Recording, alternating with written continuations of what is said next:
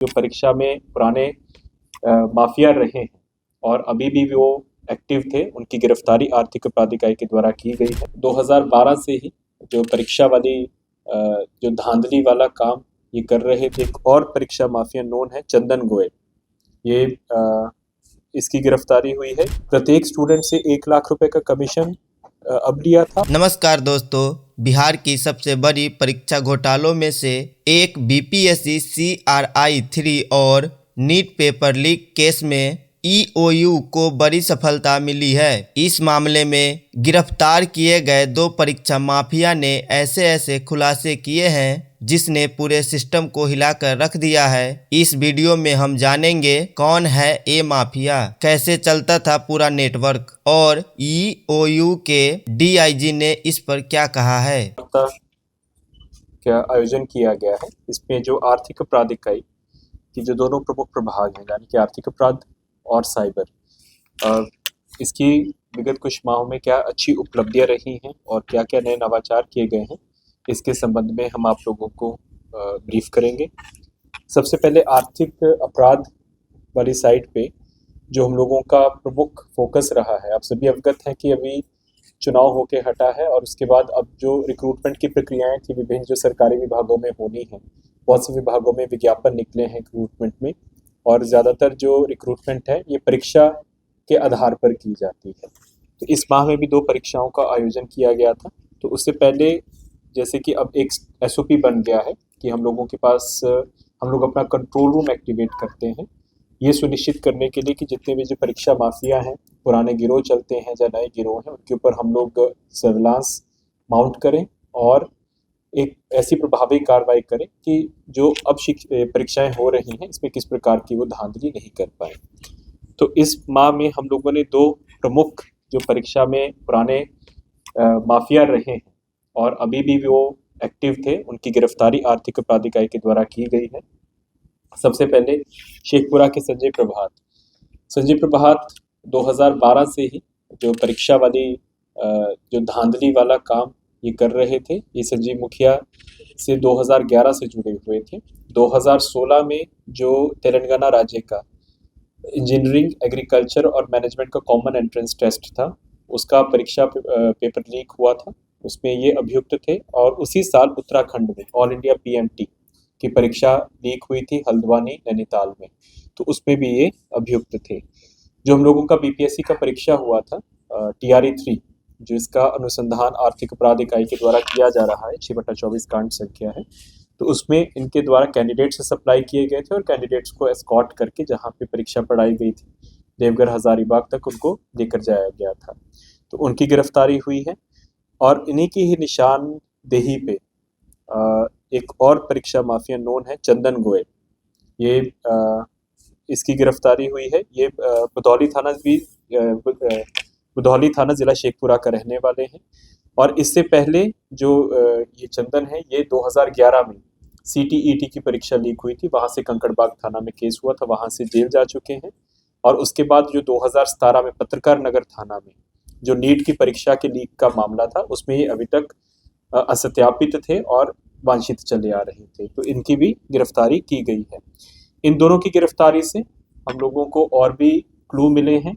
और इसमें जैसे आपका पहले प्रश्न होता था कोचिंग वाला, तो ये जो चंदन है ये कोचिंग भी चलाते थे। 3 साल तक इन्होंने कोचिंग चलाई है और कोचिंग चलाना सिर्फ एक आड़ थी, एक बहाना था, एक मुखौटा था। उसकी आड़ में ये कैंडिडेट्स को इकट्ठा करते थे और 2015 से लेकर 2018 तक ये बलाई पकड़ी में कोचिंग चलाते थे, इसलिए इसका जो एलियास है चंदन सर है। इनकी निशानदेही पे कुछ और लोगों का पता चला है जो कि इस धंधे में शामिल रहे हैं और अभी भी एक्टिव हैं, उनका सत्यापन करके हम आगे की कार्रवाई करेंगे। इसके अलावा जो आगामी परीक्षाएं हो रही, तो इसमें 54 स्टूडेंट्स इसके 54 स्टूडेंट्स से TRE BPSC में प्रत्येक स्टूडेंट से 1 लाख रुपए का कमीशन अब लिया था और एग्जाम पास होने पे टोटल 8 लाख रुपए थे। इसका मेन है कि बुधौली का रहने वाला है, लेकिन मैं मलाई पकड़ी में रहता था, 2012 से लगातार वहाँ पे रह रहा था। तो यहाँ पे कोचिंग इसने जो लॉजेस के वहाँ पे स्टूडेंट्स हैं, तो इसने अपना कोचिंग सेंटर खोल के रखा था, लेकिन वो कोचिंग सेंटर की आड़ में सिर्फ स्टूडेंट्स को ये लोग ये कहते थे कि हम लोगों के पास माध्यम है, हम लोगों के पास स्रोत है जिससे हम आप लोगों को एग्ज़ाम्स क्लियर करवा सकते हैं। तो बस वो एक फ़ैसाड था, एक मुखौटा था और उसी में ही स्टूडेंट्स को ये इकट्ठा करते थे और कोचिंग के नाम पे उन लोगों को ये एग्ज़ाम्स वगैरह की टिप्स और इन लोगों से मिलवाते थे ताकि उनको गलत तरीके से एग्ज़ाम पास करवाया जा सके। संजय प्रभात गिरफ्तार हुए। EOU यानी आर्थिक अपराध इकाई के हत्थे चढ़े शेखपुरा जिले के संजय प्रभात चंदन सर उर्फ चंदन गोयल। पूछताछ में दोनों ने कबूल किया कि वे लंबे समय से कुख्यात संजीव मुखिया गिरोह के लिए काम कर रहे थे। संजीव मुखिया ही उन्हें यह जानकारी देता था कि कौन सी परीक्षा का पेपर लीक होना है और कहां धांधली की जा रही है। इसके बाद संजय और चंदन का काम शुरू होता है। ये लोग योग्य स्कॉलर, पैसे देने वाले अभ्यर्थी दोनों को उपलब्ध कराते थे।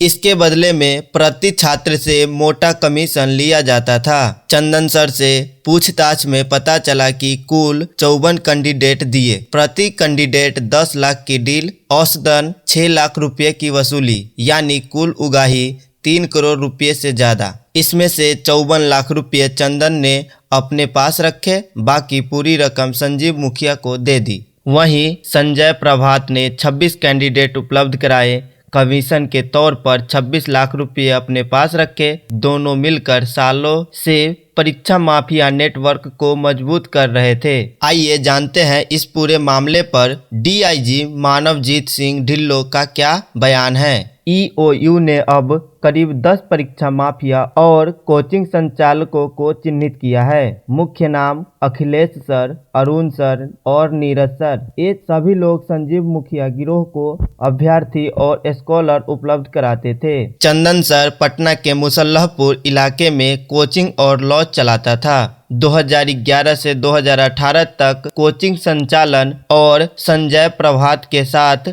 पढ़ाई। 2017 नीट पेपर लीक केस में नाम आने के बाद फरार। 2018 के बाद कोचिंग बंद, पूरी तरह पेपर लीक गिरोह के लिए काम करना चालू कर दिया। फिलहाल EOU ने दोनों आरोपियों को जेल भेज दिया है और आने वाले दिनों में इस नेटवर्क पर और बड़ी कार्रवाई तय मानी जा रही है। दोस्तों, ये मामला सिर्फ पेपर लीक का नहीं है, बल्कि ईमानदार छात्रों के भविष्य से खिलवाड़ का है। आप इस पूरे मामले पर क्या सोचते हैं, कमेंट में जरूर बताएं। वीडियो पसंद आया तो लाइक करें, शेयर करें और चैनल को सब्सक्राइब करना ना भूलें। धन्यवाद।